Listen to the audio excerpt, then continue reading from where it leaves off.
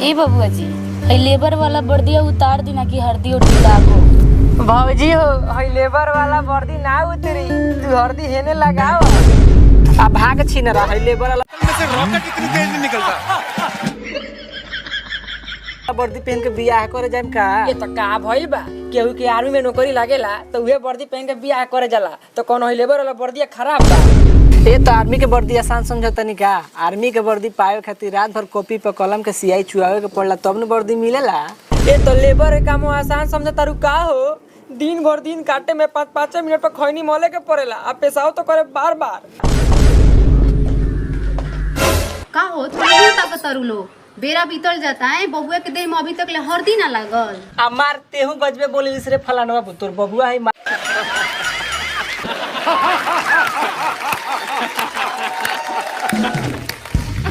हाथ पर से मुकुट उठाई तब न के हरदी लगाई। ए बबुआ, कपड़वा खोलो कि हरदी लागो। ना रे माई, हम ना खोले, हम बियाह करे जाम तो ये कपड़ा पहन के बियाह करे जाए।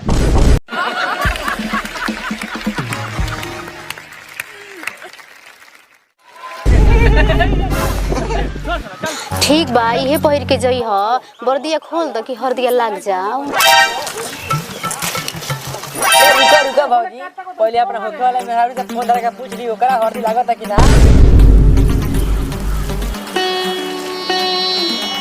हल्दी लगाओ रे, तेल चढ़ाओ रे, बन्नी का गोरा बदन गमकाओ रे। हल्दी लगाओ रे, तेल चढ़ाओ रे, बन्नी का गोरा बदन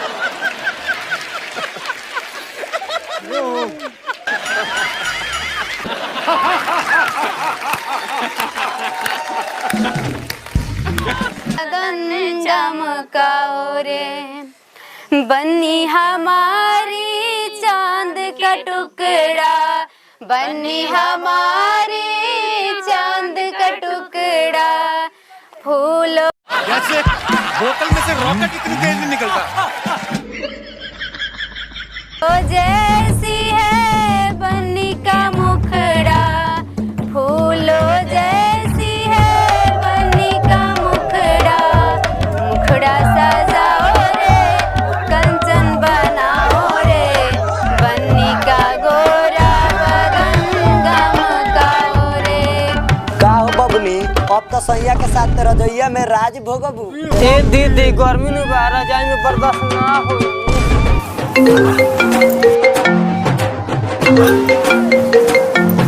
चुप रहो, कौन आइल बा? अभी हम सामान किने जाता नहीं, पैसा ले ले बानी उनके से। Hello baby.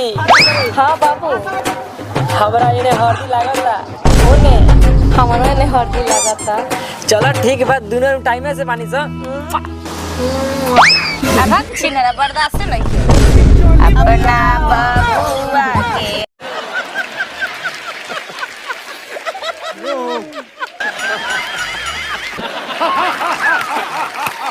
हरदी लगाओ रे सखी, अपना बबुआ के हरदी लगाओ रे सखी, बबुआ के मौसा के बोलाओ रे सखी, सखी बबुआ के मौसा के बोलाओ रे सखी, उनका गाड़ी में ले हरदी लगाओ रे सखी, उनका गाड़ी में ले हरदी लगाओ रे सखी। आग होने लेटे बानी, बाकी टाइम से बानी। अच्छा टाइम से बानी तो जल्दी से हल्दी लगाई, लेट होता। जैसे बोतल में से रॉकेट इतनी तेज नहीं निकलता।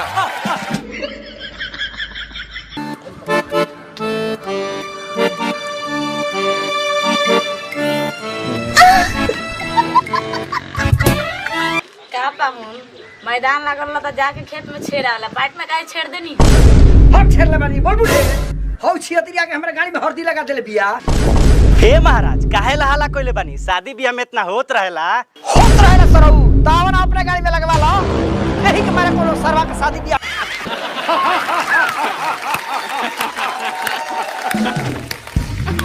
हमें ना जाए के चाहिए।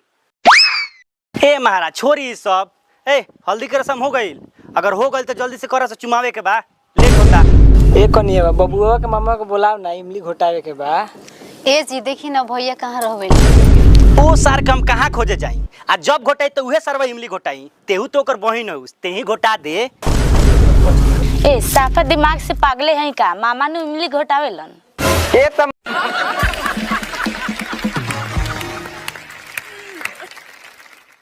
मामा है दे आ गइले।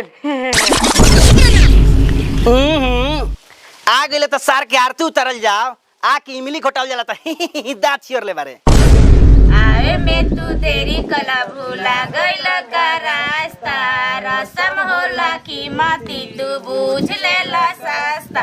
आवा मामा आवा, आके इमली घोटावा, आवा छिनरा मामा आवा, आके इमली घोटावा।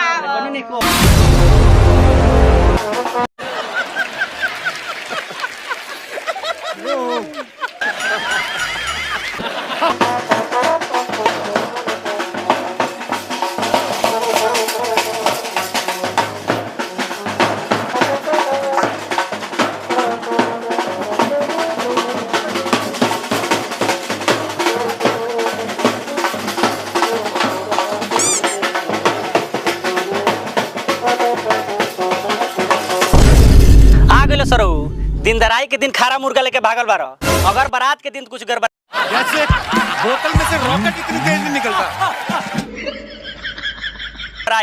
तो बैठल बारा हाथी के कान पर, धइले झापर मारम की जाके गिरब बान पर।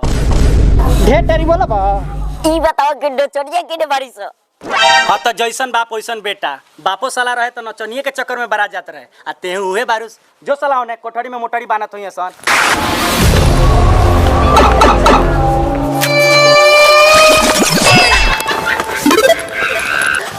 चलवा इस सीढ़ी कौन बनवाले बारे? तोर बाप।